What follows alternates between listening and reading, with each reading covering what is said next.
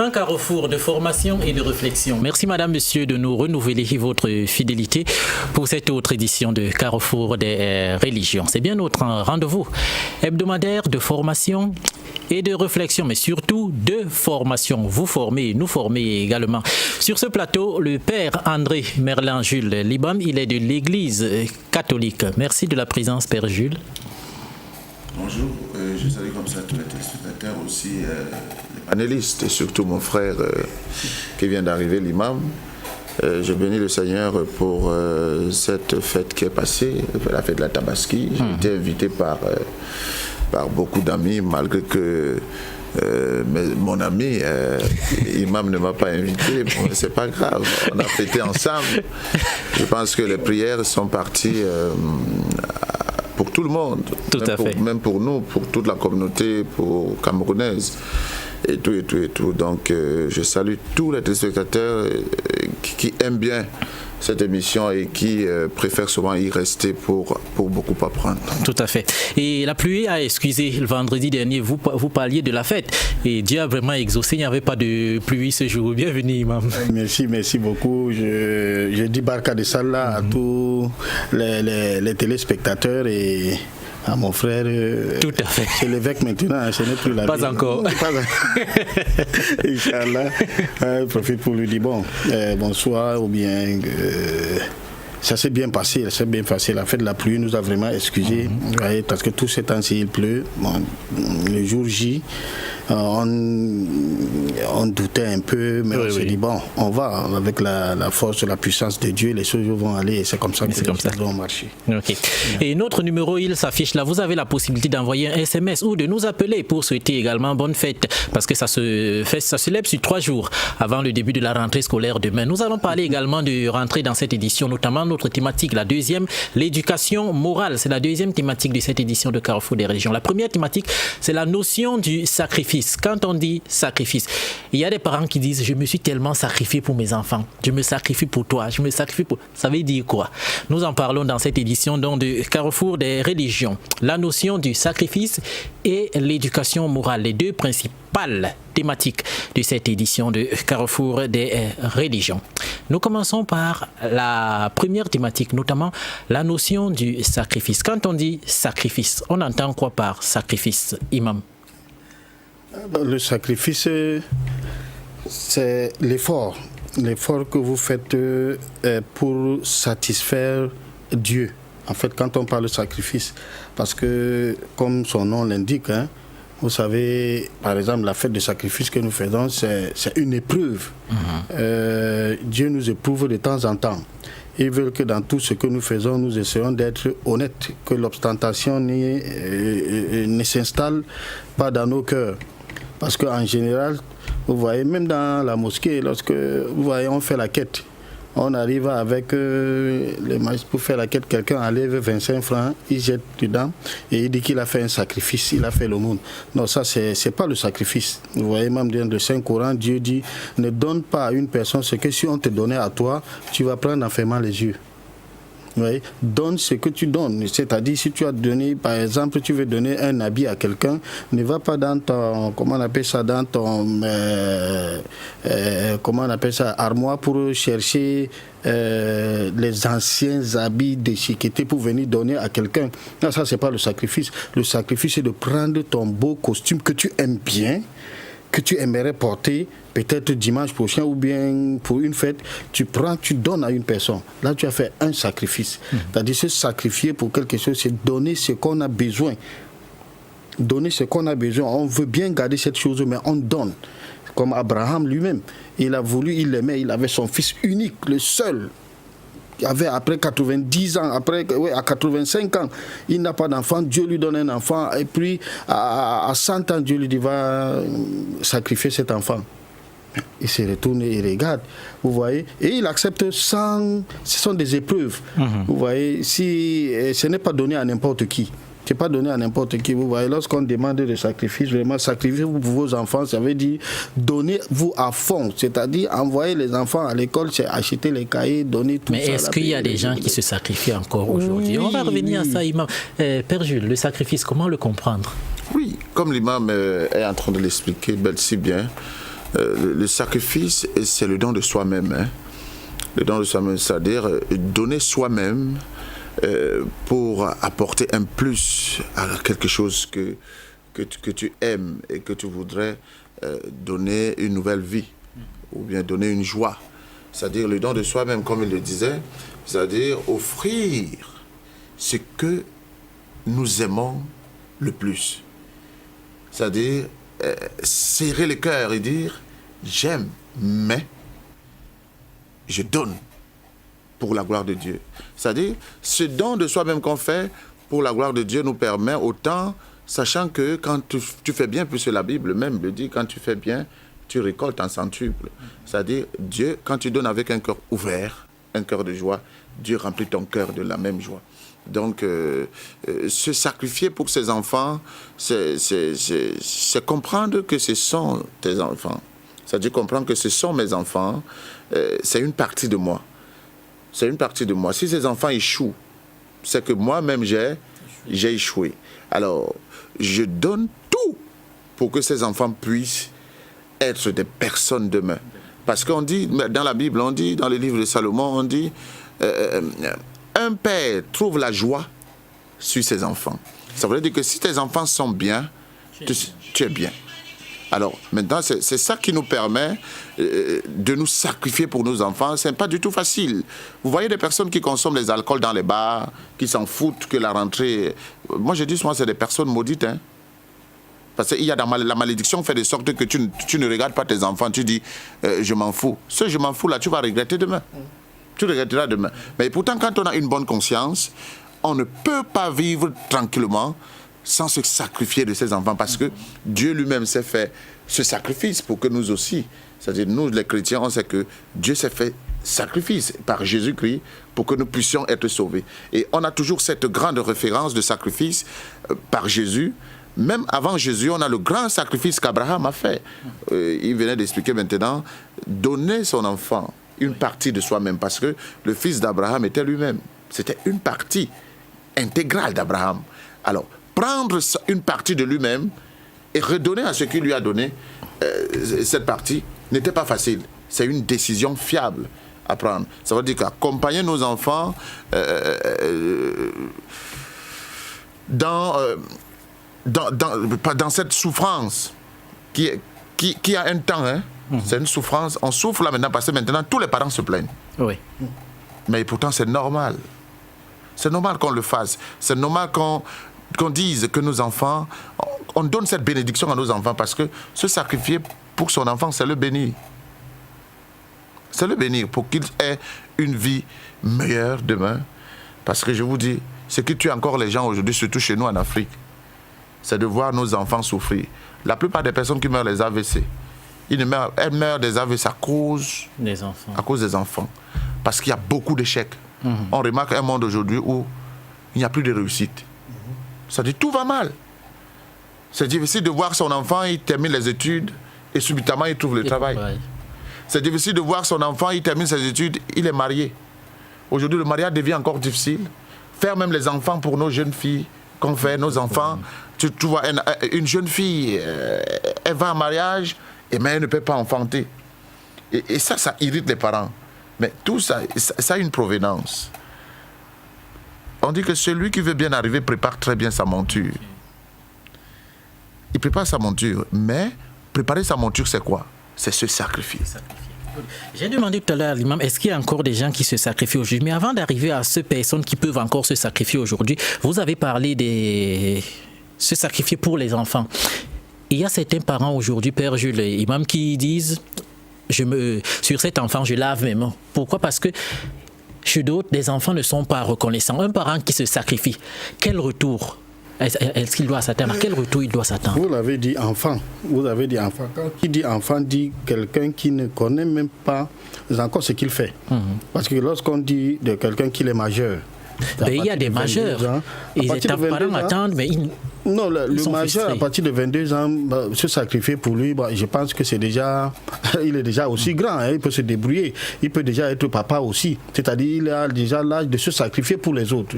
On parle de se sacrifier pour ses enfants, c'est-à-dire l'éducation, ça vient à partir du bas âge.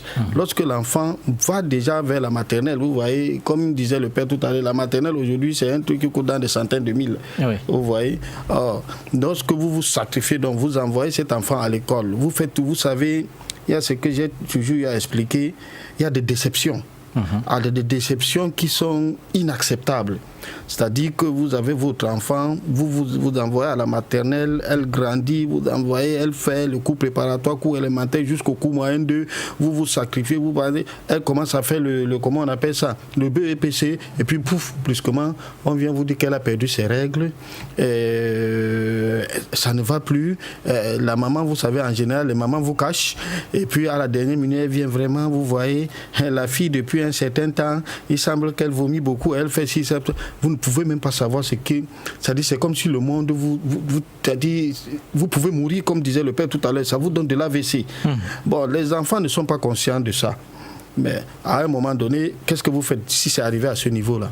Tout ce que vous pouvez faire, c'est de regarder les choses comme telles. Parce que vous ne pouvez plus rien, c'est déjà là. Et puis souvent, vous allez vérifier, vous trouvez que c'est un fainéant qui ne fait rien. Lui-même habite encore chez ses parents, on le nourrit chez lui, chez ses parents. C'est-à-dire, il faut que tu te sacrifies encore à commencer à faire le trousseau, la visite, aller à l'hôpital. Non, ça tue carrément. Ça peut tuer un parent. C'est pourquoi d'autres parents préfèrent dire je lave ma main. Vraiment, il lave sa main. Et moi-même, je suis de ceux-là. À ce moment, non, on ne peut pas arriver. C'est le sacrifice suprême là. Oui. Parce que dès qu'il y a ce genre de déception, vous pouvez encore faire quoi? Parce qu'à ce moment-là, c'est parti. Bon, quand ça devient une obligation si le pingouin a fui. Parce qu'en général, il fouille, et puis on vous dit il n'y a personne, vous êtes obligé de reprendre encore, c'est un autre sacrifice. Là, c'est obligatoire. Vous ne le faites pas parce que vous voulez, vous le faites tout simplement parce que ça devient déjà une mission pour vous. À remplir. Oui, à remplir. Et quand vous avez dans certains enfants, à l'âge, quand il est tout petit, on sacrifie pour lui, on l'entretient, on fait tout. À l'adolescence, et même quand il devient adulte, il se met à travailler, parfois il botte de parents en touche.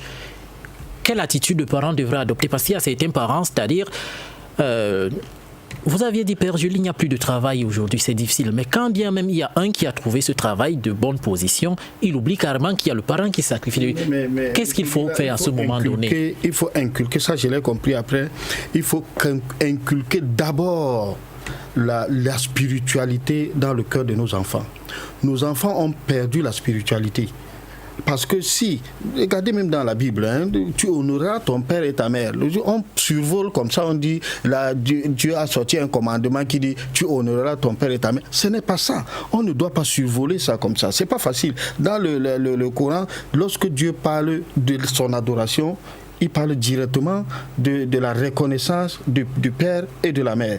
C'est-à-dire que il est arrivé à un niveau dans une sourate Luqman, où Dieu dit, même si ton père et ta mère t'amènent à adorer un autre en dehors de moi, reste avec eux en bon terme. Et c'est pas sûr que se comprend. C'est-à-dire, ne leur repousse pas. Reste avec eux en bon terme, mais ne leur obéis pas. Allez adorer un autre que moi. En refusant de leur obéir, tu restes avec eux en bon terme. Lorsque tu inculques une éducation religieuse à tes enfants, parce que, bon, vous voyez, ça apporte, on ne veut pas dire que je ne suis pas Boko Haram, hein. On ne veut pas dire que l'école laïque n'est pas bien. Non, l'école occidentale, franchement, a apporté une éducation à nos enfants que nous, dans nos traditions, il n'y en a pas. C'est-à-dire, dans la tradition islamique, dans la tradition de la religion même, ça n'existe pas. L'école laïque est venue tout changer. Donc maintenant, qu'est-ce qu'il faut faire? Il faut que nous inculquons la spiritualité, l'amour de Dieu dans le cœur de nos enfants. Quand l'enfant commence à grandir et qu'il comprend que désobéir à son papa, c'est désobéir à Dieu. Désobéir à son papa, ça veut dire qu'il n'a plus aucune chance de réussir dans la vie. Ça veut dire qu'il vit ici, là, pour aller mériter l'enfer le jour du jugement dernier. Cet enfant, quand il grandira, et qu'il réfléchit, parce qu'on finit toujours par réfléchir un peu, hein. On dit non mais l'enfant il va dire mais au nom de Dieu je ne peux pas. Il y a en ce moment, Père, je vous l'avais mentionné, les parents c'est un véritable casse-tête pour ce qui est de l'entrée. Dernièrement, je passais encore, c'est quelque chose qui m'a fait mal, mais je ne pouvais rien faire. Je passe, c'était, comment on appelle même le quartier, Bédi. Voilà, je passe vers Bédi et c'est un jeune. Quand je dis jeune, c'était bien adolescent, peut-être il travaillait même déjà, qui dit à sa maman, je sais pas quelle était l'origine de la discussion, du conflit, qui dit à sa maman, tu as fait quoi pour moi depuis que je suis né? La maman s'est juste assise et s'est mise à pleurer. Ah oui. Comment ce genre d'enfant, je ne sais pas ce qui s'est passé, mais est-ce qu'il a le droit de dire ça? Oui, vous savez, il y a, comme l'imam disait maintenant, tout c'est la base. Hein. Imaginez-vous, quand on fait les enfants, si vous faites un enfant en Europe, il grandit dans le milieu européen. Il aura l'esprit européen. Quand vous faites un enfant en Afrique, dans les zones Bassa, cet enfant grandit avec un esprit Bassa. Vous faites au Cameroun, dans les zones du Nord, cet enfant grandit avec l'esprit nordiste. Ça veut dire quoi? Ça veut dire que si aujourd'hui cet enfant a la possibilité de parler à sa mère, ça ne vient pas de loin. Ça vient de ses parents. C'est-à-dire toute la base vient de ses parents. Pourquoi? Parce que l'enfant fait ce qu'il voit les autres faire. Quand on est avec les enfants, il faut éviter premièrement les disputes à la maison. Le mari parle à son épouse devant les enfants. L'enfant, lui, il adopte ça comme un bon comportement parce que mon père faisait ça. Moi aussi, je dois le faire. Ça n'a pas tué mon père. Quand mon père le faisait, ça ne l'a pas tué. Moi aussi, je vais le faire. Si le parent, sa mère vient, sa propre mère vient à la maison, il commence à dire du n'importe quoi à sa mère, l'enfant voit. L'enfant va adopter ça comme un bon comportement et l'enfant va trouver que c'est normal. L'enfant va trouver que c'est normal. Et maintenant, quand les enfants n'ont pas une éducation religieuse, ces enfants ne savent pas ce que c'est le pardon. Ces enfants ne savent pas ce que c'est le sacrifice. Ces enfants n'imaginent même pas à quel point les parents se sont sacrifiés pour eux. Il y a d'abord un problème d'inconscience. Et qu'est-ce qui peut faire en sorte qu'un enfant soit inconscient? C'est le manque de sérieux dans les familles. Le manque d'éducation. Pourquoi? Parce que certains parents ont peur de punir leurs enfants, pensant que quand ils vont punir les enfants, ils vont faire mal à leurs enfants. Si Dieu voyait la chose comme ça, c'est que Dieu ne nous punit pas. D'une façon ou d'une autre, Dieu nous punit souvent. Parce que parfois, quand tu fais les erreurs, Dieu te regarde et te dit, attends, je vais te montrer. Quand tu arrives à un certain moment, Dieu fait quoi? Dieu te punit. Tu reviens vite à la raison. Et c'est pour cela que de temps en temps, il y a les fêtes, il y a le sacrifice, il y a la tabaski. Il faut qu'on fasse toujours les sacrifices pour purifier nos péchés, parce que Dieu, d'une façon ou d'une autre, est fâché de nous. Alors, il faudrait qu'on essaye aujourd'hui que les parents ne jouent pas avec l'éducation des enfants. C'est-à-dire, quand tu dis à un enfant, tu ne mangeras pas aujourd'hui. Ne regarde pas ce que le blanc fait. Hein. Le blanc va te dire, si tu laisses l'enfant à manger, vraiment c'est que laisse cet enfant affamé. Cet enfant étant affamé va comprendre, quand cet enfant va grandir, cet enfant va comprendre que mon père m'a aimé. Mon père m'a aimé. Mon père m'a donné une éducation. Moi, je le dis souvent aujourd'hui, Foucault, moi, je vous rappelle que moi, j'ai grandi avec mes grands-parents. Mon grand-père était chef. Et j'ai grandi avec mes grands-parents au point où, à partir de 5 ans déjà, on se levait à 5 heures pour partir en brousse. C'est-à-dire, tu entres dans la rosée le matin parce qu'il fait froid. Tu vas au champ. Tu arrives à 6 ans, 7 ans. Tu travaillais déjà. Je travaillais déjà avec la houe. Et quand je commence l'école, nous à l'époque on commençait l'école, il fallait mettre la main ici pour que ça touche les oreilles. Ouais, c'est comme ça. Alors, je commence l'école donc maintenant. Il faut de temps en temps, l'école doit entrer à 8 heures. On avait encore à midi, on fréquentait le matin et à midi, on partait se reposer et on revenait le soir à 14 heures. On revenait le soir à 14 heures. À midi, là, que tu vois, c'était pas que tu rentres à midi, tu restes à la maison. C'était que dès que tu rentres à midi, tu vas au champ. Quand tu pars au champ, tu vas chercher le manioc. Tu ramènes le manioc, tu déposes. Tu vas à l'école. À 16h, quand tu sors à 16h, tu viens. C'est pour éplucher le manioc. Il n'y a ni femme, ni homme. Tout le monde devait travailler pareil. Ce qui fait que moi, je suis un grand cuisinier aujourd'hui. Ce qui fait qu'aujourd'hui, je peux me... C'est-à-dire, il n'y a rien qui me dépasse. Et maintenant, il y a encore maintenant, on vous inculque l'éducation religieuse. Ça veut dire que si le parent lui-même ne va pas à l'église, ce sont ces enfants qui vont aller à l'église. Et maintenant, quand ton enfant va te dire, qu'est-ce que tu as fait dans ma vie, tu vas te mettre à pleurer. Pourquoi? Tu n'as qu'à pleurer, parce que c'est l'éducation que tu lui as donnée. L'enfant ne sait pas que les 10 commandements disaient, tu honoreras ton père et ta mère. L'enfant ne dit pas qu'il y a une malédiction parmi les 12 malédictions que Dieu donne au monde. Que maudit celui qui déshonore son père et sa mère. La Bible est claire dans ça. Aujourd'hui même encore à l'église, j'en parlais, je disais, la clé de la réussite d'un enfant se trouve entre les mains de ses parents. Je disais aux enfants, vous allez commencer l'école demain, vous allez prier Dieu, vous priez quel Dieu? Si tu veux que Dieu te bénisse, obéis à tes parents. Si tu obéis à tes parents, c'est que tu as fait une bonne prière. Et maintenant, le rôle du parent, c'est quoi? C'est que si son enfant l'obéit, il a intérêt de bénir son enfant. C'est ça qui manque aujourd'hui. C'est ça qui manque aujourd'hui. C'est ça qui manque aujourd'hui. Moi, je prends souvent les exemples. Quand je prends l'exemple sur les musulmans, on dit que les musulmans, ce sont mes amis. Les musulmans, ce sont mes amis. Mais je préfère qu'on le dise. Moi, je prends toujours l'exemple sur les musulmans. Quand tu arrives quelque part, on t'accueille. Tu attends ce moment et dis, voilà. J'ai posé la question une fois, mais pourquoi il se salue beaucoup comme ça? Oui. Un musulman m'a dit non. Quand il se salue comme ça, il lui pose la question, comment tu vas? Est-ce que ceci va bien? Est-ce que ceci va bien? Les enfants, la famille va bien? Après, il commence à lui dire que le Seigneur te bénisse, qu'il bénisse ton séjour ici, qu'il te bénisse dans ma maison. Il faut qu'il permette que tu restes là. Mais c'est ça. C'est ce que les gens ne veulent pas adopter aujourd'hui. Combien de parents bénissent leurs enfants? Peu de parents bénissent leurs enfants. Vous allez voir la rentrée, comment va commencer demain. Je disais aujourd'hui, la rentrée va commencer demain. Il y a des parents qui ne vont même pas prendre le temps de prier avec leurs enfants au début de la rentrée, le jour que l'école commence. Que tu arrêtes les mains de ton enfant. Tu dis, Seigneur, quand tu pries sur ton enfant, tu le bénis. Tu n'as pas besoin de demander. Ne demande pas à Dieu de le bénir. Mais toi-même, fais quoi? Bénis-le, parce que Dieu t'a donné le pouvoir de le bénir. Alors quand tu commences, tu dis, tu es mon enfant. Mon nom c'est, ton nom c'est, tu es mon enfant. Tu n'es pas l'enfant de quelqu'un. Comme je suis en train de te bénir là, je te bénis. L'école cette année se passera très bien. Tu iras, c'est-à-dire tu vas réussir dans tout ce que tu feras. Dès lors où tu vas donner le temps à apprendre, mon fils, la bénédiction va t'accompagner. Donne-lui cette bénédiction et encadre-le. Je pense que si on le fait, si on revient dans ces bases, nos enfants ne vont pas nous donner des AVC. Parce que ton enfant d'abord va t'aimer. Parce qu'un enfant qui parle comme ça à sa mère n'aime pas sa mère. Pourquoi aujourd'hui les gens n'ont plus cette notion du sacrifice? Jésus s'est sacrifié pour l'humanité, mais combien de personnes peuvent encore se sacrifier juste pour une seule personne? C'est très difficile, n'est-ce pas, Imam? Nous allons prendre ce reportage, nous parlons du sacrifice, la notion du sacrifice, et nous allons également regarder toutes ces images de la fête de la Tabaski dans quelques-unes des mosquées. Commençons par la mosquée du Mont, la place du gouvernement à Bonandior.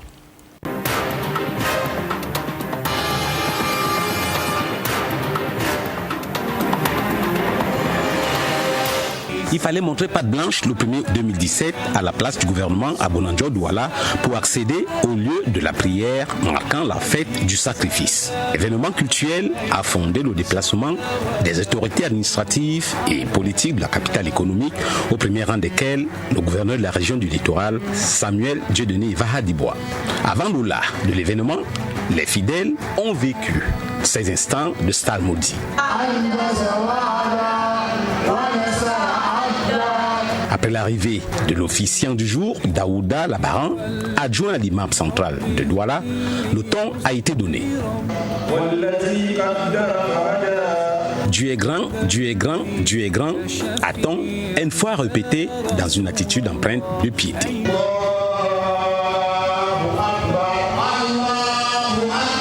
La prière dite, place a été faite au sermon. Aujourd'hui, c'est le jour de la célébration de la prière solennelle, jour du rite sacrificiel et de recueillement. sacrification du mouton qui a suivi a précédé le chapitre ouvert aux invocations et prières assurées par l'imam central Cheikh Malik Farouk et l'imam Mamadou Awal. Après quoi, Sa Majesté El Hadj Aboubakar Bako, premier vice-président du Conseil des chefs traditionnels musulmans du littoral et du sud-ouest, a conduit la délégation de ses homologues à la présentation des vœux au gouverneur et sa suite. Cheikh Malik Farouk, à la tête de la délégation des imams, s'est prêté au même exercice. L'imam officiant, Daouda Labaran, à la fin de cette cérémonie où des sujets d'actualité nationale se sont invités. Il ne faudrait pas que nous voyions les enfants dans la rue. Ce n'est pas seulement Bamenda ou Boya, non. Même à Douala, il y a des enfants en pleine année scolaire qui errent dans les rues, dans les marchés. Je viens porter, c'est nos enfants. Aucun enfant n'a choisi de naître dans une famille pauvre ou dans une famille bourgeoise. Donc tous nos enfants ont droit à l'éducation. Satisfait du gouverneur de la région. Vivre ensemble est une réalité, pas la tolérance au niveau, n'est-ce pas, de la religion. Le président du comité d'organisation, El Hadj Reulan. Et Barka de Salah à monsieur le président de la République, son excellence Paul Biya, pour l'acte qu'il a fait. La place du gouvernement à Douala s'est progressivement vidée pour des réjouissances populaires dans les domiciles.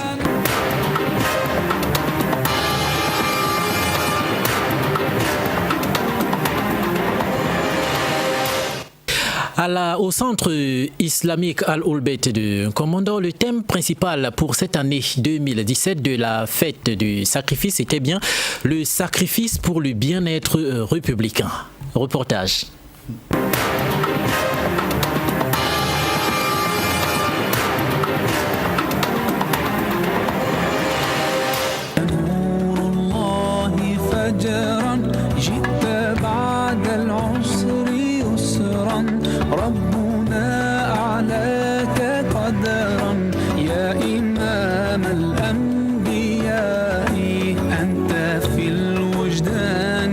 La Tabaski, au-delà de son caractère religieux, est devenue par la force des choses un événement hautement social pour lequel de nombreux musulmans s'endettent à tort. À la communauté Al-Olbet du Cameroun, le 1er septembre 2017, le guide cosmique Cheikh Hassan Sangouma Ousseni a remis les pendules à l'heure.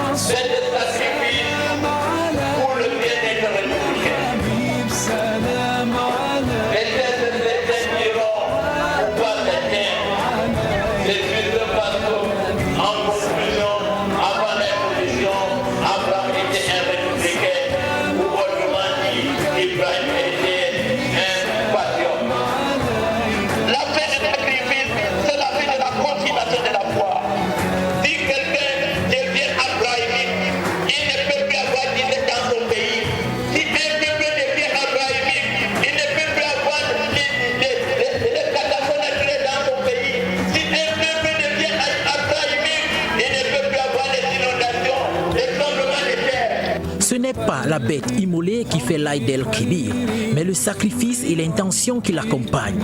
C'est comprendre que l'Aïd el-Kébir est une fête de l'éthique, d'où l'intérêt de bien comprendre la notion du sacrifice. La fête du sacrifice est une fête qui inculque en nous l'esprit de toujours bien faire son travail, de toujours rendre service à son prochain sans s'en attendre à un compromis, à une compensation quelconque.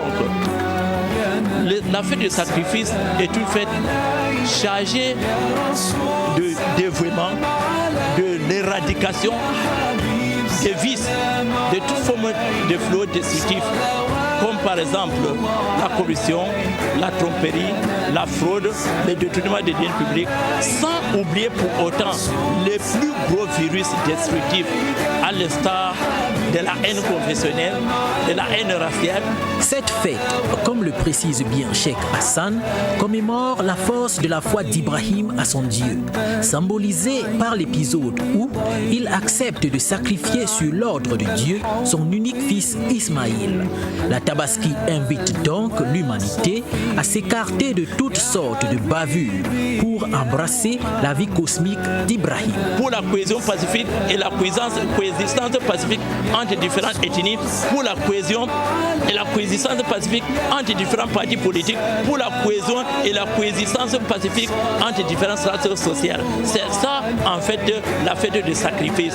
Il faut que l'on apprenne à se sacrifier à l'instar des soldats, le soldat qui est là pour l'honneur et pour servir la nation. Le bélier descendu du ciel à l'époque d'Abraham était presque le jumeau de celui sacrifié ici, et donc le sacrifice d'adorable odeur a été honoré par Dieu.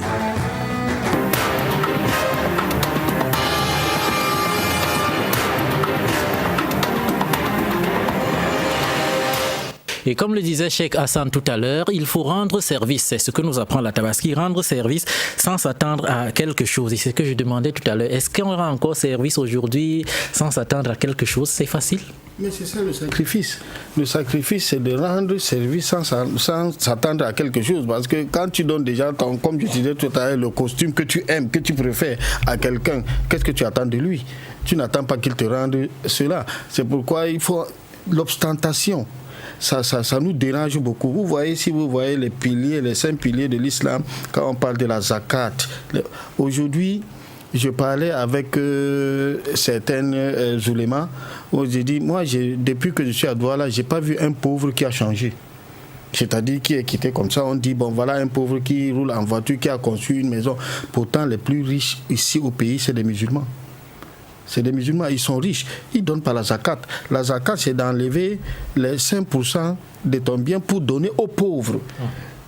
Alors, si quelqu'un pèse les 10 milliards, s'il faut enlever 5%, 25 millions sur chaque milliard, il donne et qu'il enlève même pour 1 milliard, 25 millions pour donner à un pauvre. Le type là ne va pas changer.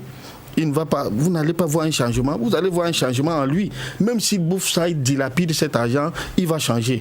Donc, et puis, je suis né ici à Douala, j'ai grandi à Douala, j'ai jamais vu un pauvre qui a changé. Ça veut dire que ces gens-là ne donnent pas la zakat. Et ils le savent bien, celui qui ne donne pas la zakat n'est même pas musulman. Il n'est pas, parce qu'on dit 5 piliers fondamentaux de l'islam. Ce sont des sacrifices que Dieu demande à cet homme, parce qu'on te donne la richesse, on te dit, bon, dans cette richesse, dans ton argent, là, c'est une obligation. Enlève 5% de tes biens et donne ça aux pauvres. C'est une obligation. La zakat fait partie des 5 piliers fondamentaux. Pareil pour le pèlerinage à la Mecque. On te dit, si tu as les moyens, tu ne vas pas en pèlerinage, tu n'es plus musulman. Hein. Et les musulmans doivent comprendre ça. Si tu as de l'argent pour aller en pèlerinage, tu dis que je ne pars pas, alors que tu as les moyens, tu n'es plus musulman. Même si tu pries 10 fois, 1000 fois par jour, tu n'es plus musulman. Parce qu'on appelle ça les 5 points fondamentaux. La zakat, tu ne donnes pas, même si tu pries 100 000 fois par jour, tu n'iras pas, tu n'es plus musulman. Dieu n'accepte pas, il n'accepte pas tout ce que tu fais, tout simplement. Pourquoi? Parce que c'est cet esprit de sacrifice-là. Dieu nous met tous à l'épreuve. C'est-à-dire, il nous a mis à l'épreuve dans la vie. Il t'a donné la richesse, il a dit, enlève, donne aux pauvres. Toi, le pauvre, il t'a mis aussi à l'épreuve de supporter certaines, comment on appelle ça, certaines, tu as faim, tu ne peux pas, il n'y a pas moyen, tu n'as pas mangé, supporte et attends jusqu'à ce que Dieu te donne des ouvertures. Donc, c'est ça l'esprit de sacrifice, tu n'attends rien de personne. Tu fais ce sacrifice-là, sans attendre vraiment des retombées. Même si Dieu dit, bon, d'accord, tu seras récompensé le jour du jugement dernier. Et si donc, par exemple, on se sacrifiait, la plupart de ceux qui ont les moyens, comme vous le dites, si on se sacrifiait, est-ce que le Cameroun se porterait mieux qu'aujourd'hui? Moi, je pense que le Cameroun fait partie des pays qui se sacrifient pour les autres. Vous allez voir, au niveau de l'Est, là-bas, on a accueilli les réfugiés. Ce que d'autres pays n'arrivent pas à faire. Regardez, en Europe aujourd'hui, c'est une bagarre. Ils ne veulent pas accueillir les réfugiés. Et c'est ça le véritable problème. Et c'est ça qui est en train de donner l'échec à l'Europe. Regardez la France. La France était un pays accueillant. C'est un pays qui accueillait tout le monde. Mais dès que la France a commencé à réfléchir, pourquoi nous accueillons les autres? Pourquoi faire ceci? Pourquoi faire ceci? La France est déjà en train de descendre. Et je vous dis, la France va descendre, tout le monde va faire quoi? Tout le monde va voir. C'est-à-dire, le sacrifice qu'on fait, le Cameroun aujourd'hui doit revenir dans les bases du sacrifice. Et c'est pour cela que les gens doivent respecter la religion. Ce qui tue aujourd'hui, c'est que les gens ne respectent plus la religion. Et les chrétiens sont devenus, les prêtres sont devenus les escrocs. les pasteurs sont devenus les bavards. Chez les musulmans, les imams et tout ça sont devenus les mendiants, ils sont devenus ceci. Ça dit, on a toujours quelque chose à reprocher à Dieu par rapport à la religion. Les Camerounais respectent maintenant les religions qui n'ont pas de sens. Ils respectent certaines religions qui ne leur apportent absolument rien. Et pourtant, il y a la base là, cette base. À l'époque, moi je me souviens à l'époque, ceux qui en avaient un peu, quand les fêtes arrivaient, tu voyais quelqu'un, il vient, il achète les bœufs, il achète ceci, il achète cela. Mais aujourd'hui, même les gens ont peur de le faire. Parce qu'il va se dire qu'il va acheter le bœuf pour le village. Le même bœuf qu'il a donné pour faire manger au village, on va égorger le bœuf. En égorgeant le bœuf, c'est lui qu'on va égorger. C'est lui qu'on va égorger. Parce que les gens ont peur de la sorcellerie. Les gens ne croient plus que Dieu est capable de protéger ses enfants. Et pourtant, Dieu nous protège. Quand tu dis que tu fais... Aujourd'hui, les gens ont même peur de voir un enfant à la rue et d'essayer de l'aider. Parce que si tu trouves un enfant à la rue, tu veux l'aider, quand ses parents vont venir, ses parents vont lui dire qui t'a donné. Et quand il va dire que c'est le monsieur qui passe avec la voiture là, le sorcier là, c'est trop facile. Ce qui fait que nous sommes entrés dans un système de peur. Et ce système de peur ne nous fait pas avancer, ça nous fait plutôt reculer. Ça nous fait plutôt reculer. Si le Cameroun revient aujourd'hui au sacrifice normal, comme vous avez vu, les lions indomptables ont été rossés. Tout à fait. 4 buts à 0. Qu'est-ce qui peut faire ça? Il n'y a plus l'action de sacrifice aujourd'hui. Il n'y a plus. Ceux qui sont riches prennent leur richesse et ils en font. Mais on n'a pas parfois l'esprit de savoir, parce que moi, si un jour j'ai quelque chose à donner, j'ai un conseil à donner, parce que je sais quand même que le gouvernement est d'une sagesse extrême. Ils voient les choses selon eux, mais on ne change pas souvent parfois l'équipe qui gagne. Il y a certaines personnes que quand ces personnes dirigent, même si ces personnes sont mauvaises, spirituellement on fait quoi? On les accepte parce que ces personnes ont l'aura. On appelle ça en spiritualité l'aura. Il y a les gens qui ont l'aura de la réussite. C'est-à-dire, il y a des gens que Toby, quand tu fais ton émission, tout le monde a envie de regarder ton émission. Mais il y a quelqu'un qui va venir, qui parle mieux que toi, qui est beau, élégant et tout, et on le regarde, on ne veut pas écouter son émission. Mais pourtant, toi, tu as l'aura. Quand tu parles, tout le monde fait quoi? Tout le monde t'écoute. Il faut apprendre ces choses. Il faut apprendre ces méthodes pour essayer de lever une nation. D'ailleurs, si les Oumyobé ne mourraient pas, le Cameroun ne serait pas ce qu'il est aujourd'hui. C'est un sacrifice. Mais maintenant, en faisant le sacrifice, il faut orienter son sacrifice. Il ne faudrait pas que ce soit un sacrifice négatif. Oui. Pour chercher ses propres... parce que tout ce que vous voyez là aujourd'hui, la politique, ces hommes que vous voyez, la politique, ils parlaient, ils disaient que non, le Cameroun est ceci, le Cameroun ne fonctionne pas parce que chacun cherche quoi? Sa nourriture. Chacun cherche sa nourriture. Il n'y a aucune personne là qui puisse se lever et défendre le pays d'une façon ou d'une autre. Mais chacun on va parler, chacun va essayer. Donc que chacun essaye de se sacrifier un peu. Pour les autres. Ok. Donc ça veut dire que si chacun se sacrifie, ça veut dire que pour le bien-être, le pays se portera bien. Le père Jules a donné l'exemple tout à l'heure, même s'il a survolé des lions indomptables. Quand les gens jouaient pour le sacrifice, pour le pays, se sacrifiaient pas pour l'argent. Parce que le problème des lions, si vous voyez ça, a commencé quoi? Sur les primes. On ne nous donne pas les primes, on a bouffé nos machins. C'est là où les problèmes ont commencé. Personne ne veut se sacrifier pour l'État. Avant, dans les années 82 jusqu'à dans les années 90, les gars jouaient pour, c'est-à-dire ils se sacrifiaient. Là, ils n'ont rien. C'était l'amour de la patrie. Ces jeux-là, ils n'ont rien aujourd'hui. Les Rigobert, on les invitait, ils payaient son billet d'avion lui-même. Oui. Aujourd'hui, quand tu invites un jeune, ils ont même l'argent. Ils ont même l'argent. Tu les invites, tu dis non, ils ne vont pas payer. Ils vont dire on a donné de l'argent pour que cet argent fasse. Est-ce que c'est leur problème? Leur problème, c'est de défendre les couleurs. Et quand tu as défendu les couleurs, on t'a vu défendre les couleurs. Et on va te respecter par rapport à ça. Mais quand on te rose comme on les a, c'est les gens qui viennent comme ça, on les fouette seulement. C'est ça donc le sacrifice pour le bien-être républicain. C'était le thème donc de la célébration de la Tabaski à la communauté Al-Oulbet. Et pour revenir sur la zakat, merci déjà à l'imam Oumarou. J'ai dit Oumarou, Hamadou Hamidou qui nous suit depuis. Et justement pour revenir au niveau de la zakat, vous dites que si chaque riche donnait un peu de zakat, tout changerait. Oui, si sur 1 milliard, si vous enlevez 2,5% de 1 milliard, vous vous retrouvez avec 25 millions. Tous ces des milliardaires, ces riches-là. Imaginez dans la ville de Douala, si on a 4 ou 5, 2 milliardaires même, qui enlèvent 2,5% dans leur milliard, ça va faire 50 millions. Et qui descendent à New Bella, là où il y a des musulmans, qui trouvent au moins 5 musulmans. Tu divises 50 millions fois 5, ça fait 10 millions. Vous n'allez pas voir les changements. Et ça par an. Par an, vous allez voir le changement. 2,5%. Inch'Allah, malheureusement, ce n'est pas 5%, c'est 2,5%. Il faut tout à fait. Et ils n'y pensent pas beaucoup. Et pourquoi ils ne pensent pas? C'est-à-dire, c'est riche à donner cette zakat. C'est ce sacrifice-là. C'est ce qu'on disait tout à l'heure. Il n'y a pas d'amour de sacrifice. Il n'y a pas cet amour. Il n'y a pas. C'est-à-dire, dans leur tête, il a son argent. Dès qu'il touche 2,5% dans son argent, si c'est 1 milliard, c'est 999, ce n'est plus milliard. C'est 900 millions, 80 quelque chose de millions. Et lui, il veut entendre milliard dans ses oreilles. Quand il n'entend plus milliard, ce n'est plus bon. Oui, il veut entendre milliards. Et s'il a le million, pour enlever les 2,5%, là, il ne va plus entendre millions. Il va entendre centaines de mille, 900. Et ça, ce n'est pas ce qu'il veut entendre. Et Dieu sait, c'est pourquoi Dieu demande le sacrifice. Le sacrifice. Faites-le. Et si vous ne le faites pas, vous n'êtes même pas musulman. Parce que dans le Coran, il est dit, ceux qui ne sortent pas la zakat, le jour du jugement dernier, ils seront considérés comme polythéistes. C'est grave. Parce que si Dieu n'avait pas précisé que le jour du jugement dernier, ils seront reconnus, ils seront avec les polythéistes, nous, s'ils meurent ici, on ne va même pas leur enterrer. Ok, d'accord. Donc, il faudrait donc que les musulmans, et on parle aussi des dîmes, parfois chez les chrétiens, essayer de donner la dîme, donner la zakat. Sinon, Dieu risque de nous botter en touche, comme on risque de nous botter en touche pour le mondial 2018. Alors, nous prenons cet autre arrêt.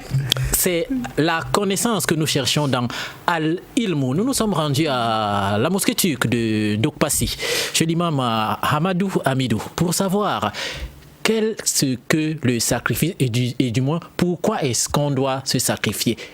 La notion du sacrifice d'Abraham, il renvoyait à quoi? Nous étions en commandant également. Al-Ilmou, tout de suite.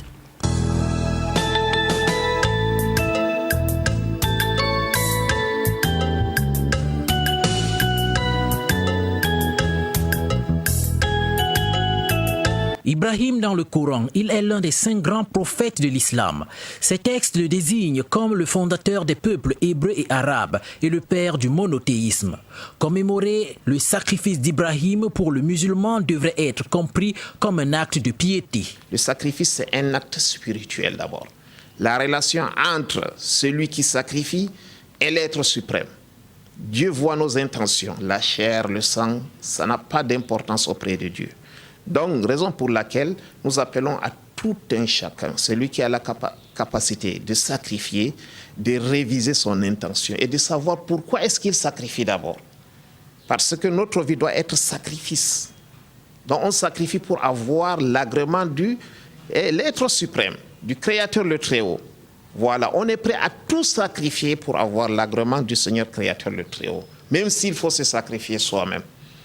Ce n'est pas qu'on sacrifie les moutons comme d'autres le disent, on vient de mentionner, fête du mouton. Là, c'est une fête du sacrifice. Raison pour laquelle le jour de la fête du sacrifice est le plus grand jour auprès de Dieu. Le plus grand jour. Si on pose la question, quel est le plus grand jour de l'année? C'est le jour de la fête du sacrifice. Car en islam, il y a des actes d'adoration à des périodes déterminées. Si on nous pose la question, quel est le mois le plus important auprès d'Allah? C'est le mois du Ramadan. Quelle est la nuit la plus importante auprès de Dieu? C'est la nuit de la destinée.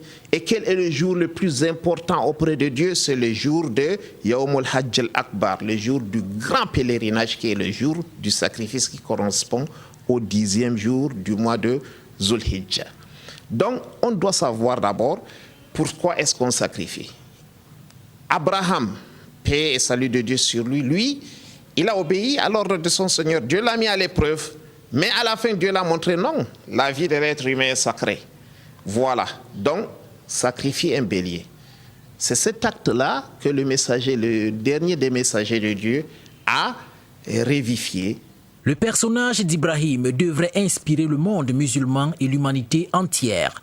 Il serait aberrant, il serait touchant, il serait décourageant, il serait surprenant de voir un être fêter le sacrifice et demain tu le vois voguer dans l'espace de détournement des deniers publics.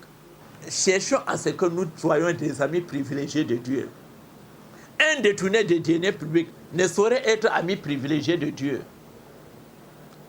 Un malfrant ne saurait être ami privilégié de Dieu.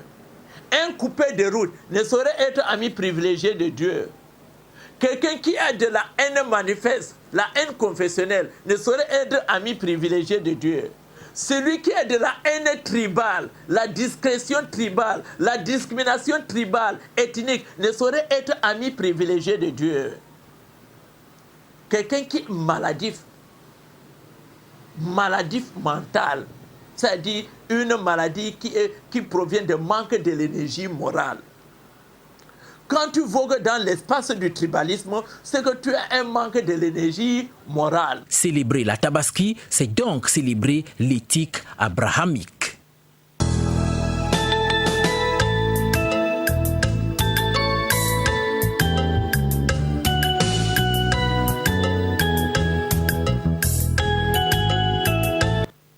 Vous savez donc désormais qu'est-ce que c'est la déontologie de la fête de l'Aïd el-Kébir ou du sacrifice. On ne sacrifie pas pour sacrifier. Alors je vais prendre, Père Jules, à votre intention, ce message d'un de nos téléspectateurs depuis le Congo. Ikam, je crois que c'est ça, j'ai pas mal prononcé, Ikam, qui demande bien que pense le pasteur, mais c'est le prêtre, parce que c'est l'église catholique, c'est le prêtre. Que pense donc le prêtre du sacrifice du mouton des musulmans? Mais ça serait une question vraiment bizarre pour moi. Aujourd'hui, on célébrait le 12e dimanche après la Pentecôte. Et nous étions dans la parole de Dieu de Saint-Luc, je pense que chapitre 8, d'où quelqu'un pose la question à Jésus, comment faire pour hériter le royaume des cieux? Et Jésus lui pose la question, mais qu'est-ce que Moïse a écrit? Qu'est-ce que la Bible dit par rapport à la question que tu me poses? Et il répond, il dit, il est écrit ceci, tu aimeras le Seigneur ton Dieu de tout ton cœur, de toute ton âme, de toutes tes forces et de tout ton esprit. Jésus lui dit, ok. Et il lui dit encore, et tu aimeras ton prochain comme toi-même. Comme toi-même. Jésus lui dit, c'est bien. Puisque tu le dis, c'est bien. Si tu fais cela, c'est que c'est bien. Il lui dit, après il lui pose encore la question, il lui dit, maître, dis-nous, qui est dans le prochain qu'on écrit là que tu aimeras ton prochain comme toi-même? Jésus prend une histoire. Il lui dit, il y a un homme qui passait dans les rues pour partir vendre vers les chemins de Jéricho. Et c'était un commerçant. Subitement, cet homme est agressé par les bandits. Et cet homme a été dépouillé. Et il a reçu de fortes blessures. Et il dit, ce jour-là, la première personne qui passa, c'était le prêtre. Et le prêtre a dit, ah, j'ai ma messe à célébrer. Je ne peux pas soutenir le type si je vais célébrer ma messe. La deuxième personne, c'était le lévite. Ça veut dire toujours un serviteur de Dieu. Il dit, ah, moi j'ai quelque chose à faire, je m'en vais. La troisième personne, c'était le samaritain. Et Jésus raconte cette histoire. Il dit, la troisième personne, c'était le samaritain. Et quand le samaritain est arrivé, il a garé son âne. Il a pris le monsieur, il a déposé sur son âne. Il a amené le monsieur où? À l'hôpital. Il a nettoyé ses blessures. Et il a dit, occupez-vous de lui. Tout ce que vous allez dépenser, je vais vous rembourser. Tout ce que j'ai maintenant, c'est ce que je peux vous donner. Vous savez ce que Jésus dit? Jésus dit à ce monsieur, si tu veux donc hériter le royaume des cieux, va, fais comme lui. Va. Fais comme lui. Fais comme lui. C'est le problème des chrétiens. C'est-à-dire, vous savez, posez la question, le mouton des nordistes, ça veut dire que le sacrifice qu'ils font, certains chrétiens trouvent que c'est un sacrifice qui n'a pas de place. Mais si ce sacrifice n'a pas de place, ça veut dire que le sacrifice qu'avait fait Abraham n'a pas de place. Et si ça, Abraham n'avait pas existé, Jésus n'existerait pas. Il faudrait que les chrétiens essaient de comprendre ça. C'est-à-dire, Dieu a tout organisé pour qu'on puisse comprendre. C'est par la foi d'Abraham que nous sommes sauvés. Et la foi d'Abraham dont on parle est quelle foi? La foi d'Abraham qui régit de ce que Dieu lui a demandé, de donner le plus beau de ce qu'il possède pour que l'humanité soit sauvée aujourd'hui. Et c'est là où Dieu dit à Abraham, ta progéniture sera très très grande. Je vais te donner tout ce dont tu as eu besoin. Tu as fait un seul, mais je t'en donnerai une grande progéniture. Et c'est dans la progéniture d'Abraham que sort Judas. Que sort Judas? Parce qu'on dit que Judas, Jésus vient de la descendance de qui? De Judas. Oui. Jésus vient de la descendance de Judas. Et dans cette descendance, donc, David, toutes ces personnes viennent de la descendance d'Abraham. Viennent de la descendance d'Abraham. Ça veut dire quoi? Ça veut dire que le sacrifice offert par Abraham doit être un sacrifice retenu par les chrétiens, et que les chrétiens comprennent que tu peux aimer le Seigneur ton Dieu de tout ton cœur, toute ton âme, de toutes tes forces, mais si tu ne te sacrifies pas pour les autres, tu n'auras absolument rien. Rien, ok. Nous prenons toujours le message de notre ami. Il dit bien, la Bible dit c'est Isaac qui est sacrifié. Le Coran dit c'est Ismaïl. Je demande de nous éclairer. Ismaïl, Isaac. Imam. Mais même la Bible est claire. Il a dit prends ton fils unique. Le fils unique d'Abraham, c'était qui? C'était Ismaël. Et quel débat il veut encore dessus? Quand la Bible dit prends ton fils unique, il dit ça à qui? À Abraham. Et Abraham, quand le fils unique, le premier fils d'Abraham, tout le monde sait que c'est Ismaël. Et il a eu à Ismaël quand il avait 85 ans. Donc jusqu'à 100 ans, il n'avait pas d'enfant. Entre 85 ans, si vous enlevez 100 moins 85, il manque 14 ans. Donc jusqu'à 14 ans, quand Ismaël avait 14 ans, il n'avait aucun autre fils qui était là.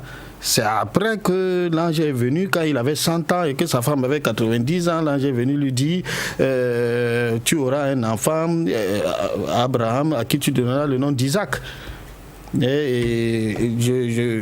qui tu donneras le nom d'Isaac, je donne. Qu'est-ce qu'il dit devant? Je vais faire mon alliance avec lui et sa progéniture après lui. Donc Dieu a dit qu'il va faire son alliance avec Isaac et sa progéniture avec lui. C'est ça. Oui, je pense qu'ici, il faudrait que les chrétiens essayent de comprendre cela. Pourquoi? Parce que dans la Bible, l'enfant qu'on va donner à Dieu, il n'y a pas de nom. Mais si on reste en profondeur, on va comprendre que c'était Ismaël. Ismaël fait partie des enfants d'Abraham. Et c'était le premier enfant d'Abraham. Et maintenant, le sacrifice qui a été offert, on n'a pas besoin de savoir quel enfant Abraham a sacrifié, parce qu'il n'y a aucun des enfants qu'on peut avoir et qu'on n'aime pas. Est-ce qu'il a sacrifié? C'est ça le problème. C'est le bélier qui est venu. Voilà. Donc, moi je pense que parfois des gens partent chercher ce qu'ils ne doivent pas chercher. Et tout ça pour créer des haines, pour créer des polémiques, pour créer une séparation religieuse et tout. Ce n'est pas important. Le problème, c'est l'acte que Abraham a posé. Que ce soit Isaac, que ce soit Ismaël, c'est les mêmes personnes. Et d'ailleurs, Ismaël et Isaac, c'était des frères. Donc il n'y a aucune personne là qu'on puisse dire que si c'est Ismaël qu'on donnait, si c'est Ismaël qu'on égorgeait, ça devait être bien. Si c'est Isaac qu'on égorgeait, ça devait être bien. Non, le problème de Dieu, c'est que Abraham a posé l'acte qu'il fallait, lui donner l'enfant qu'il lui a donné, et c'est tout. Le reste ne nous sert absolument, ne nous sert à rien. Et nous prenons notre reportage dans cette édition de Carrefour des religions. Et cette fois, nous étions à l'esplanade, justement, de la sous-préfecture de Bona-Sama. De ce côté également, on a parlé paix, on a parlé amour du prochain, et on a surtout parlé vivre ensemble. Tout de suite.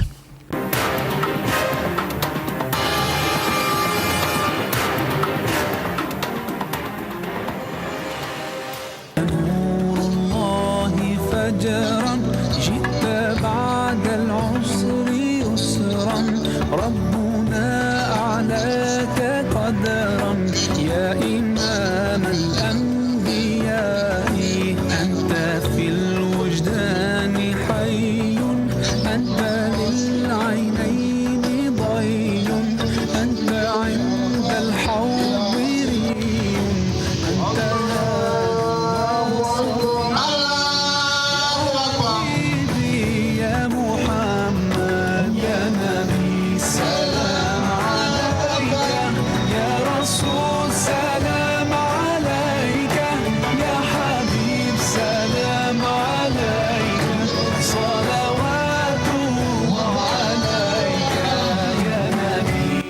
el-Kébir est la fête la plus importante de l'islam. Elle a lieu le 10 du mois de Dhu al-Hijja, le dernier mois du calendrier musulman, après la station sur le mont Arafat, et marque chaque année la fin du Hajj.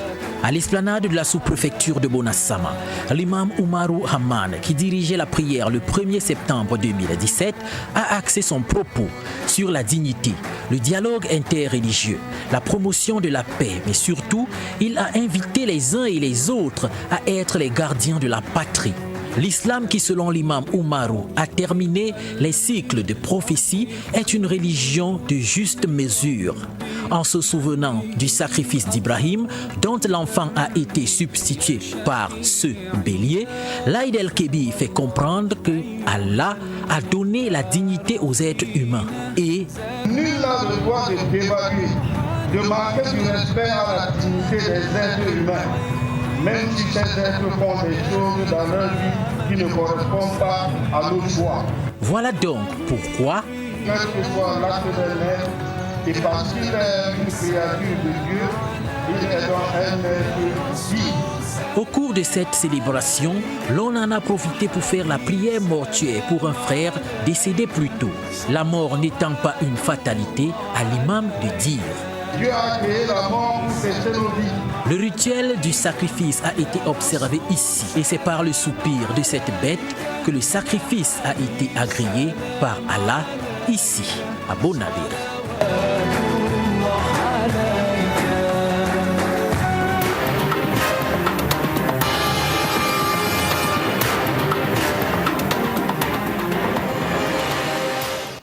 Alors, merci à tous ceux qui nous font parvenir les messages. Merci à notre ami du Togo qui précise bien qu'il voulait juste comprendre, mais pas créer le désordre. Vous ne pouvez pas créer le désordre, rassurez-vous.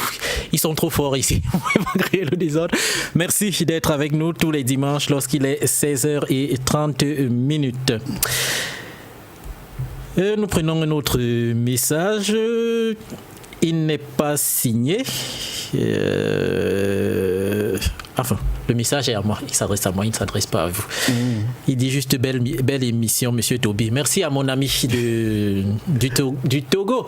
Que Dieu vous bénisse de ce côté et surtout, soyez dans la paix. Nous parlons de la notion du sacrifice. Alors, Imam ou alors Père Jules, comment faire en sorte que les gens, puissent aimer, du moins aient cette volonté d'œuvrer pour les autres? C'est ce qui est très difficile. Mais normalement, nous par exemple, les imams, les prêtres, c'est ce que nous faisons. Nous nous sacrifions pour les autres. Vous voyez, il y a un adage chez les Aoussa qui dit que les enfants des imams ne réussissent jamais. Et quand vous voyez, avant c'était vrai. Avant c'était vrai, pourquoi? Parce que l'imam se sacrifiait pour la communauté. C'est-à-dire que l'imam, quand il y a deuil, c'est lui. Quand il y a baptême, c'est lui. Quand il y a n'importe quoi, c'est lui. Et en retour, il n'a rien. Ses enfants, non, il n'a même pas de l'argent pour envoyer ses enfants à l'école. Parce que pour lui, vous savez, il y avait une mauvaise compréhension. Moi, j'appelle ça mauvaise compréhension de l'islam qui voulait que celui qui se remet à Dieu, Dieu va s'occuper de lui.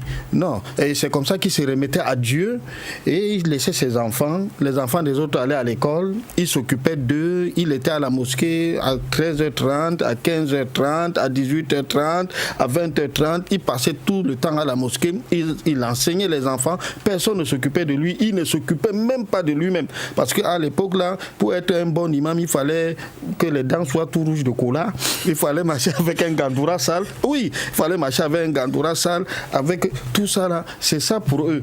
Aujourd'hui, vous savez, les gens, moi, on arrive à me combattre, hein. Dès que je sors, on dit, mais comment? Allez voir dans la caisse de la mosquée là. Mais qu'est-ce que c'est que cet imam là? Ils sont avec un gandoura de 200 000 francs, il roule dans une voiture, mais quand tu vas chez lui, il est heureux, il est tranquille. Mais qu'est-ce que c'est que cet imam là? Mais qu'est-ce que vous voulez? Mais c'est ça le vrai problème. Les gens ne veulent pas travailler pour les autres. Or, vous sacrifiez pour les autres. Donc, les gens, c'est que nous disons à ces gens-là, c'est de se sacrifier. Se sacrifier pourquoi? Pour les autres. Quand je parlais de la zakat, je n'aime pas parler de ça. Hein. Je n'aime pas parler de la zakat parce qu'en général, quand on parle de ça, ces gens-là se fâchent. Mais ils n'ont rien à dire, ces imams, rien que de parler de la zakat, qu'ils parlent d'autre chose. Ils ne peuvent même pas parler de la prière parce que ça les touche. C'est-à-dire, quand on dit occupez-vous des pauvres, moi je ne demande pas la zakat. Moi, j'ai dépassé. Tu viens me donner ta zakat. Si tu enlèves peut-être sur 1 million, tu enlèves 25 000 pour venir me donner, tu n'as rien fait. Qu'est-ce que j'ai à foutre avec ton argent? Non. Ceux qui ont besoin, c'est des pauvres. C'est à ces pauvres-là qu'on vous demande de sacrifier. Vous faites quelque chose pour les autres. Et contrairement à ce qu'on pense, c'est pourquoi les Européens réussissent. Les grands économistes, les grands riches dans le monde, c'est ceux, quand ils veulent créer sa société, qu'est-ce qu'il fait? Il crée sa société pour aider le social. En aidant le social, il se retrouve avec des bénéfices qui rentrent dans sa caisse et la société grandit. Or, chez nous, ici en Afrique, on rate. Pourquoi? On échoue tout simplement parce que je crée ma société pour me faire de l'argent. C'est-à-dire qu'il faut que j'ai de l'argent par tous les moyens. Et que l'employé qui vient là, s'il n'est pas content de prendre 25 000 francs le mois, qu'il aille se faire voir, je veux prendre quelqu'un d'autre. Et c'est comme ça que la malédiction entre tout ça et on ne réussit pas. Tout à fait. Père Jules parlait encore des 12 malédictions qui sont toujours sur l'Afrique. Nous prenons ce reportage et cette fois c'est la Tabaski. C'était à Ndokpassi.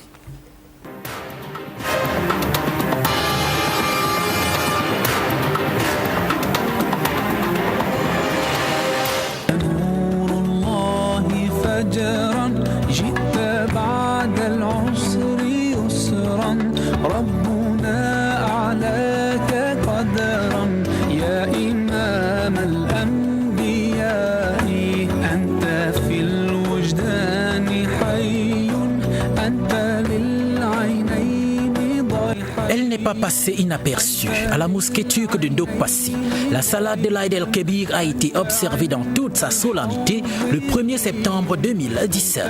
Les fidèles en nombre ont répondu présents.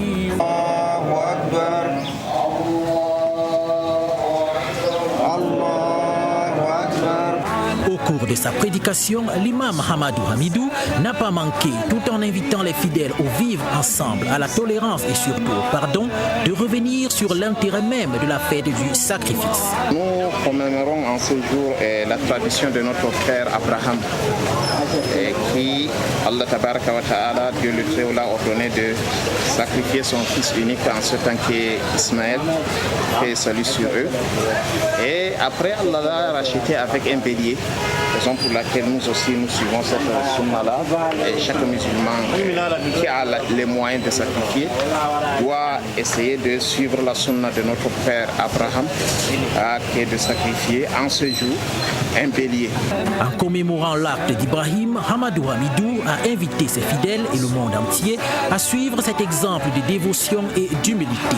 L'homme musulman doit chercher à s'approcher de son Seigneur créateur, le Très-Haut, à tout moment. Donc ce sacrifice, c'est pas la chair, c'est pas le sang. Dieu a besoin de la piété. On le fait pour nous approcher de l'agrément de notre Seigneur créateur, pour avoir son agrément, pour avoir sa félicité. Raison pour laquelle on suit cette tradition-là. Voici le bélier à l'image de celui que Dieu avait envoyé pour le sacrifice. Et le rituel a été respecté ici. Si le mouton était en fête, il ne serait pas décédé.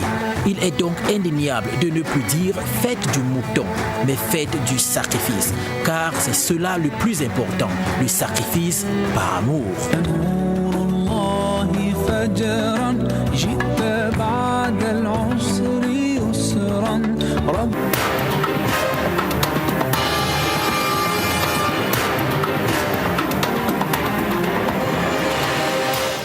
Alors, Père Jules, il faut revenir aujourd'hui à ce qui est essentiel, parce qu'on vogue, on se cherche dans la société, on dit qu'on cherche d'argent, on cherche tout, mais on oublie l'essentiel et ce qui fait qu'aujourd'hui, quand on parle de sacrifice, on ne sait plus de quoi il s'agit. Oui, il faudrait que le monde comprenne que Dieu ne va pas descendre lui-même pour résoudre les problèmes du monde. Que le monde sache que c'est nous qui représentons valablement Dieu. J'expliquais aujourd'hui à l'église que, observez très bien, Dieu a créé l'homme à son image. Et je posais la question aux fidèles, c'est quoi créer l'homme à son image? Ça veut dire que Dieu nous a créés à sa ressemblance. D'une façon ou d'une autre, quand on prie Dieu, on doit comprendre que Dieu lui, ne va pas descendre pour agir. C'est les hommes comme nous qui agissent. C'est-à-dire, le fait de voir l'homme, le prochain, nous permet de comprendre qu'on a rencontré Dieu. Quand on a donné à manger à celui qui a faim, c'est qu'on a nourri Dieu. Si Dieu nous a créés à son image, ça veut dire que le même Dieu peut aussi avoir quoi? faim. Si l'homme a faim, c'est que Dieu a faim. Parce que Dieu n'a pas créé l'homme pour que l'homme souffre. Dieu a créé l'homme pour que l'homme soit heureux, qu'il vive normalement. Et quand l'homme a les problèmes, c'est un problème pour Dieu. Dieu veut résoudre les problèmes. Et d'ailleurs, il le dit, si je nourris les oiseaux du ciel, combien de fois, vous, que j'ai créé à mon nid, à mon image. C'est ce qu'il dit à l'homme. C'est ce qu'il dit à l'homme. Ça veut dire que quand l'homme a faim, ça veut dire que c'est Dieu qui a quoi? C'est Dieu qui a faim. Que celui qui a un peu, qu'il donne à celui qui a faim. Mais qu'il sache qu'il a donné à celui qui a faim. Ce n'est pas à lui ce n'est pas lui qui l'a donné, mais il a donné à qui? Il a donné à Dieu. Et quand on donne à Dieu avec joie, il y a quelque chose qui se manifeste quand on te dit merci. Ça veut dire que quand tu soutiens quelqu'un qui est dans les problèmes, tu viens brusquement, tu l'aides. Pendant qu'il est dans... Imaginez-vous, je ne sais pas comment, je ne suis pas musulman, j'ai envie d'apprendre même d'ailleurs le Coran, pour essayer de comprendre, de parler un peu arabe. Vous avez dit comment, pour donner les 2,5%, comment est-ce qu'on appelle? La zakat. Imaginez quelqu'un qui vient et qui trouve quelqu'un qui n'a jamais eu 100 000 dans sa vie et qui est milliardaire et qui vient, qui lui dit, je suis venu, le Seigneur m'envoie changer quoi? Changer ta vie parce que je veux que tu réussisses. Et que c'est un milliardaire. Et qu'il enlève les 20 millions là. C'est 20 millions, non?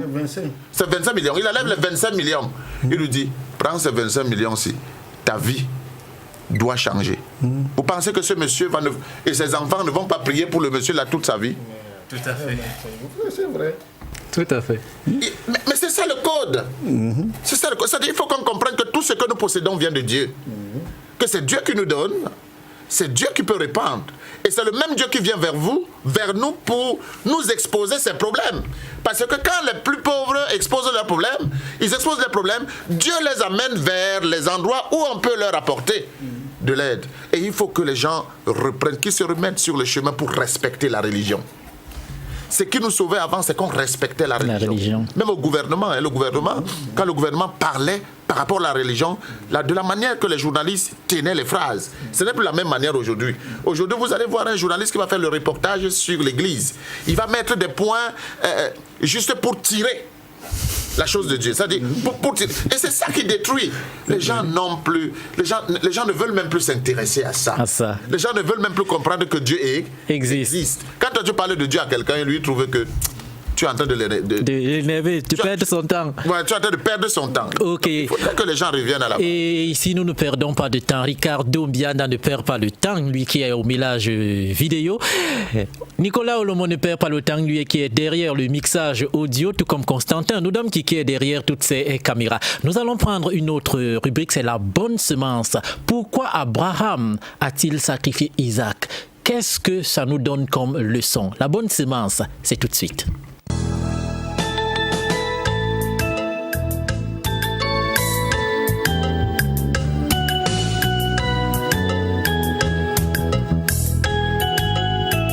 Principal patriarche des religions juives, chrétiennes et musulmanes, Abraham est la figure centrale du livre de la Genèse, le modèle de soumission. Tout ce que le monde peut avoir de positif vient de Dieu.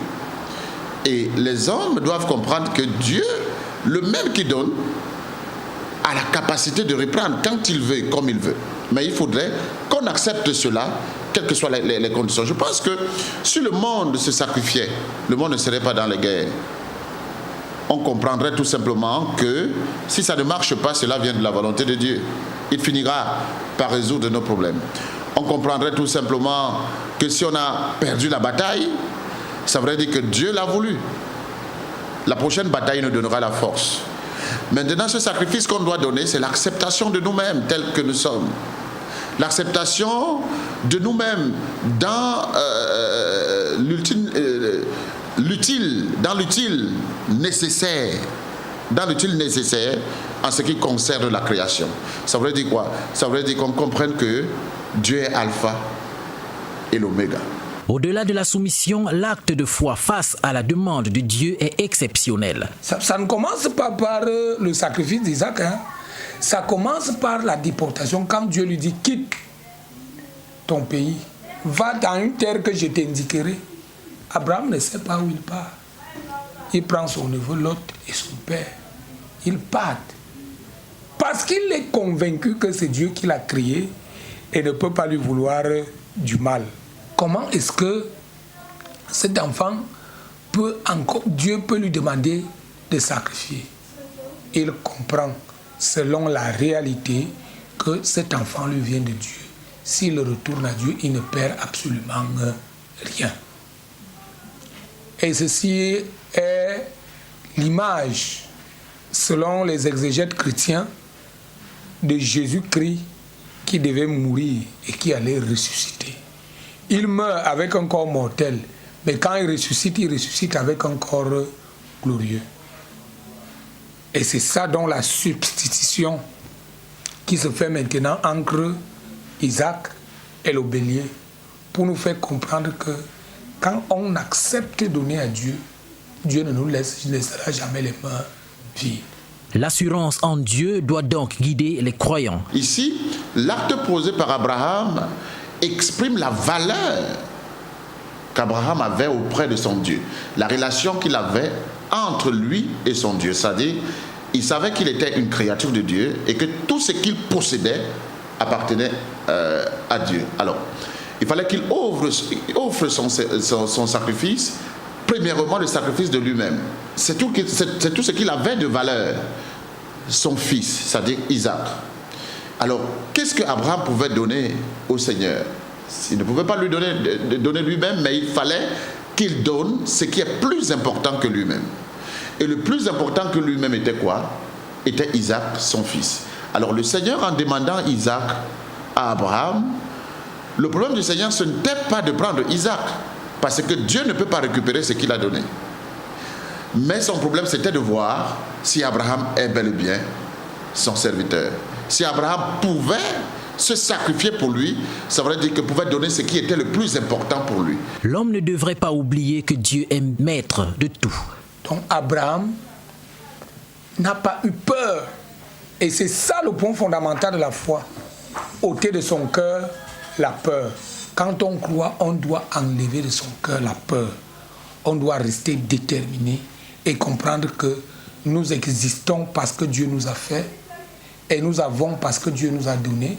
D'où nous devons comprendre que on doit offrir le sacrifice à Dieu et à Dieu seul. Parce que celui qu'on offre à Dieu n'est pas perdu.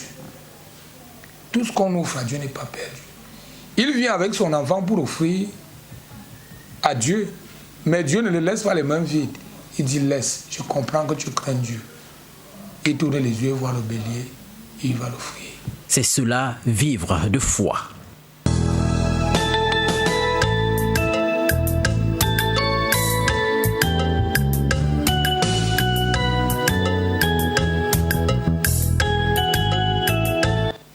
Belle leçon d'Abraham qui devrait également meubler nos vies. Nous devons faire également comme Abraham, c'est-à-dire être soumis à Dieu et surtout lui dire Seigneur, nous faisons ta volonté. Ce qui est très difficile parce que si Dieu demande à Toubiric, demande à ton enfant là, et je ne suis pas seul à faire pareil. Donc revenons à la foi et surtout mettons notre assurance en notre Dieu créateur. J'ai dit, nous parlons également de l'éducation morale. Demain, c'est le retour en classe des jeunes enfants, la rentrée scolaire. Mais seulement au cours de cette rentrée, plus on parle de rentrée, on va parler d'école, on va parler de mathématiques, on va parler de tout, mais seulement l'éducation morale, on n'en parle plus trop, Père Jules. Oui, mais c'est ça l'échec, parce que quand on parle de moralité, on parle directement de la parole de Dieu, parce que la vraie moralité vient de la parole de Dieu. Et un enfant qui connaît la parole de Dieu est déjà un enfant qui a réussi. C'est-à-dire, si on est un enfant de Dieu, on aura ce qu'on appelle une bonne vie et notre morale sera concentrée à faire le meilleur de nous-mêmes. Bon, dans les établissements aujourd'hui et d'ailleurs, les établissements aujourd'hui, il n'y a plus de prière. Moi, j'ai été promoteur de certains établissements sur contrat pour essayer d'apporter l'enseignement qu'il faut au niveau de l'éthique morale. Mais à un certain moment, ça crée un souci. Il y a certains parents qui ne trouvent pas que leurs enfants doivent prier. Ça devient un problème. Il y a certains parents qui ne trouvent pas qu'on doit apporter l'éthique à leurs enfants pour leur dire non, c'est comme ça qu'on vit, on ne vit pas comme ça, il faut fonctionner comme ça, ils refusent. Et c'est pour cela que nous, on essaye de faire nos établissements, puisque maintenant nous sommes en train de construire les établissements et attirer des personnes qui viendront et qui pourront d'abord recevoir la parole de Dieu. Que l'enfant comprenne qu'avant d'entrer à l'école, il doit faire sa prière. Que l'enfant comprenne que quand l'heure de la prière arrive, au lieu de jouer comme tous les enfants, pendant la récréation, il peut partir et il fait quoi? Il fait sa prière. Et après sa prière, il prend son cahier. La prière va lui permettre de ne pas intégrer les mauvais groupes. Et maintenant, il faut installer, s'il y a la morale, il y aura le dialogue. Il y aura le dialogue entre les enfants et leurs parents. Parce qu'un enfant qui craint Dieu installe le dialogue entre lui et ses parents. Quand la tête fait mal, il dit à son père, papa, la tête fait mal. Parce que c'est ce qu'il va apprendre. Quand le ventre fait mal, il dit à son père, papa, le ventre fait mal. Quand une jeune femme est en train de marcher et qu'un garçon lui dise, chérie, chérie, on fait comment? Quand elle rentre, si c'est un enfant docile, l'enfant va dire à sa mère que maman, je marchais. Le garçon m'a fait comme ça, m'a fait comme ça. Et sa maman va lui donner un conseil. Désormais, si ça se passe comme ça, voici ce que tu dois faire. Si tu appelles, n'y va pas. C'est autant aujourd'hui, la morale doit être réinstallée. Il y a des choses aujourd'hui que moi, nous, dans nos établissements que nous sommes en train de créer, s'il plaît à Dieu, on réinsère ce qu'on appelle la morale, l'éthique morale, l'écriture. L'écriture. Parce que écrire, c'est un art. Et quand on écrit, ça développe l'intelligence. Et aujourd'hui, il n'y a plus l'écriture. Il n'y a plus la morale. Donc, tu vois, on envoie nos enfants dans les écuries, dans n'importe quelle école, parce qu'on voit que les murs sont bien et tout. Et là-dedans, on n'enseigne absolument rien. Le professeur trouve un enfant, même avec le chapelet, que ce soit le chapelet musulman, que ce soit le chapelet chrétien, il va demander à l'enfant de faire quoi? D'enlever. Nous, on ne veut pas ça ici. Moi, on m'a appelé à intervenir dans les établissements scolaires. C'est-à-dire, le fondateur dit, non, on n'a pas besoin de ça ici. Ici, c'est l'école. Ici... Attends, l'intelligence, il y a un don d'intelligence qui est donné par le Saint-Esprit, par Dieu. Si Dieu ne donne pas l'intelligence, il va donner l'intelligence. Il va donner. Oui, imam. Non, et puis c'est l'imitation aussi. C'est que nous, ici en Afrique, on a voulu imiter la mauvaise réussite, parce que j'appelle ça une fausse réussite de l'Europe qui est en train de dégringoler aujourd'hui. Vous voyez, à un moment donné, ils ont oublié Dieu pour s'accaparer, c'est-à-dire s'accrocher à la science. Et ils ont cru réussir. Mais à un moment donné, aujourd'hui, tout leur prouve que la réussite là, c'était un leurre. Ils sont en train de rechuter, comme disait le père tout à l'heure, qu'un jour, les gens vont fuir la France pour revenir ici en Afrique. C'est cette imitation-là qui a fait que nous, on veut être comme eux. C'est-à-dire, nous, quand on était enfants, dès qu'on arrivait le matin à l'école, c'était moral. Directement, hein. C'est-à-dire, ça commençait par là. C'était le premier cours qu'on donnait à l'école. Mais aujourd'hui, c'est terminé. Et comme il disait, moi, j'ai eu à aller enseigner dans des établissements. Mais quand vous arrivez, le monsieur même qui est venu demander qu'il fallait que je vienne donner des cours de religion, machin, tu as commencé à dire non, ce n'est pas bien parce que il a voulu m'orienter lui-même alors qu'il m'a demandé de venir faire. J'ai dit non, ça ne peut pas marcher comme ça là. Donc l'éducation, ce que nous devons faire, c'est de commencer l'éducation à la maison. Faire comprendre à l'enfant qu'il ne fréquente pas, bon, il est premier de la classe, c'est bon, il réussit, c'est bon, il a eu son diplôme, c'est bon, mais qu'il sache qu'à la réussite, le jour qu'il va trouver son travail et qu'il sera directeur général, ce ne serait pas pour lui seul. Ça ne sera pas pour lui, comme on a adopté ce côté européen, ce ne sera pas pour lui et sa famille. Parce qu'aujourd'hui, le garçon, lui, il dit sa famille, c'est lui, sa femme et ses enfants. C'est-à-dire le père, la mère, l'oncle, tout ça là, non, c'est fini, c'est barré. C'est lui, sa femme et ses enfants. Et tu vois un enfant qui dit à son père, mais papa, vraiment, j'ai des responsabilités, papa. Il faut que je m'occupe de mes enfants et de ma mère. Non, ça ne doit plus exister. Il faut que nous essayons d'inculquer ça aux enfants, leur dire que non, la réussite, ce n'est pas pour toi, c'est pour le social. Tu deviens médecin, c'est pour soigner. C'est pour que les gens viennent et que tu les soignes. Pas que quelqu'un vienne là, tu dis, monsieur, il a donné combien pour sa visite. On dit, il n'a que son carnet. Dis non, cherchez-moi quelqu'un d'autre. Vous voyez, vous arrivez à l'hôpital, il y a des démarcheurs qui sont dehors là. Vous donnez 5 000 francs, ils vous amènent directement. Vous trouvez les gens assis. vous traversez, hein, vous entrez là, parce que vous avez donné 5 000 francs, on vous reçoit. Tout ça là, c'est quoi? C'est ce manque de cette éducation morale qui fait qu'on grandit avec, je sais pas, un capitalisme sauvage. Chacun veut s'enrichir pour lui-même, chacun veut tout pour lui-même. Vous allez, j'insiste vraiment. Il y a l'individualisme. Oui. Partout, dans les établissements scolaires. À l'époque, on avait, on faisait le sucre. C'est-à-dire qu'il faisait qu'on se retrouve, on avait des cellules, on avait, j'oublie même, c'est-à-dire on avait des groupes où il fallait apprendre ensemble, essayer de faire les choses ensemble. C'est-à-dire, ça faisait de sorte qu'on enlève l'esprit, on vous enlève l'esprit d'individualisme. On enlève l'esprit d'individualisme, c'est-à-dire que l'élève comprenait que je ne peux pas réussir seul. Pour réussir, il faudrait que je sois avec les autres. Dans les maisons, d'ailleurs, moi je dis, mes grands-parents, qu'est-ce qu'ils faisaient quand ils nous servaient à manger, hein? On mangeait tous ensemble. C'est-à-dire, on vous mettait la nourriture dans une même assiette. C'était une éducation. C'est-à-dire, c'est pourquoi, jusqu'à aujourd'hui, je n'arrive pas à manger seul. Moi, quand on me sert, je suis seul. Je ne peux pas manger seul. J'ai toujours envie de manger avec les gens et tout. Et tout le monde le sait. Je ne sais pas manger seul.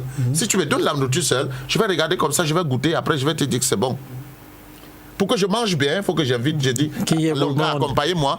On mange ensemble. Parce qu'on m'a habitué, c'est-à-dire, quand il y a cet esprit de communion, c'est-à-dire de toujours faire les choses ensemble, il y aura l'amour. Il y aura le sacrifice pour l'autre. Mais si on n'apprend pas ça à nos enfants, regardez, dans nos maisons d'ailleurs, on veut vivre comme les Blancs, comme ils disaient maintenant. On sépare les chambres. On veut montrer qu'on est trop beau. Le fils dort dans l'autre chambre, l'autre dort dans l'autre chambre, il a sa télé, c'est pour lui, il a les clés de sa chambre. Avant que papa n'entre, on fait quoi? On toque. Écoutez, quelle éducation. Dans ma maison, je suis ton père. Je dois entrer dans ta chambre quand je veux, comme je veux. C'est pourquoi quand je trouve du n'importe quoi, que je te dise que ce n'est pas comme ça. Ce n'est pas comme ça. Mais on veut imiter les Blancs. On ne tape pas sur les enfants. Vraiment, moi, je bénis le Seigneur que le président Paul Biya n'accepte pas ça. Parce que je pense qu'il a été fils d'un catéchiste et il sait ce qu'on appelle l'éducation. L'éducation, on ne joue pas avec. On ne joue pas avec l'éducation. Alors, et pour tous ceux qui reprennent l'école demain, que ce soit les enfants et que ce soit les parents également qui accompagnent, quel conseil? Et même les maîtres d'école, il faut qu'ils sachent que les enfants qu'on leur confie sont des enfants et qu'ils doivent éduquer. Je vais te donner ce petit... Quand j'étais trop têtu au Koumaïndé, je n'ai même pas en parler pour que mes enfants n'écoutent pas, pour dire que papa aussi était comme ça, j'étais têtu. Un jour j'ai fait l'école buissonnière, je vous assure, à 5h du matin, le maître s'appelait M. Essala, c'était un Yaoundé, à Bonabéry, à l'école privée laïque. J'ai dit, monsieur, à 5h du matin, je vois le maître sur moi avec mon papa, il était en train de m'écraser, il m'a tabassé, il m'a bien tabassé. Le maître m'a pris à la main, on est allé chez lui. C'est moi qui ai pris les cahiers de contrôle, j'ai mis à la tête. J'étais devant, il était derrière. Et le soir, c'est moi qui ramenais les livres, tout pour le maître. Vous voyez, ça veut dire quoi? Aujourd'hui, je reconnais en ce maître, il me faisait du bien. C'était pas du mal qu'il me faisait. Il m'a aimé vraiment à tel point qu'il est arrivé voir mon père pour dire que j'étais pas à l'école et se lever à 5h du matin pour venir me trouver au lit, m'agresser, me porter, me ramener à l'école. J'ai tout fait pour passer le Koumaïndé pour ne plus le retrouver au Koumaïndé. Tout à fait. Alors, quel conseil, imam? Aujourd'hui, il faut que les maîtres soient conscients, les chefs d'établissement, qu'ils essayent de ramener ce cours de morale à l'école et qu'on essaye d'enseigner aux enfants, même les religieux, qu'ils essayent de donner les cours de religion. Il faut créer ça dans les écoles, cours de religion. Ils appellent même prêtres. Pour ramener les enfants à l'éthique, Père Jules. Oui, moi je pense qu'ils doivent installer l'éthique et apporter les enseignements de Dieu dans les établissements qui vont installer la morale, le comportement et aussi maintenant essayer de créer beaucoup de cellules pour observer les enfants, même dans les maisons. Parce que je pense que les professeurs, les maîtres, ils ont le droit de visiter leurs enfants à n'importe quelle heure, à n'importe quel moment dans leur domicile. Mais il faudrait que les parents aussi leur donnent cette possibilité. Parce qu'aujourd'hui, quand tu fouettes un enfant à l'école, le parent vient te poser la question, qui est-ce qui t'a donné le droit de fouetter sur mon enfant? Et nous allons nous séparer en un mot, Père Jules. L'ordination sacerdotale, vous quittez du rang de prêtre vicaire à évêque le 9 Ça sera samedi. On me sacre évêque samedi. À 9h30. À 9h30. Et nous serons tous présents. Ce sera le nouvel évêque, Monseigneur Julio. Comment nous serons là, c'est pas à rater ça. Oui, je deviens l'évêque de l'éparchie titulaire, de l'éparchie orthodoxe dans tout le littoral. Dans tout le littoral. Justement, ce sera à partir de samedi prochain, 9, et nous aurons désormais un Monseigneur sur le plateau de Carrefour des religions.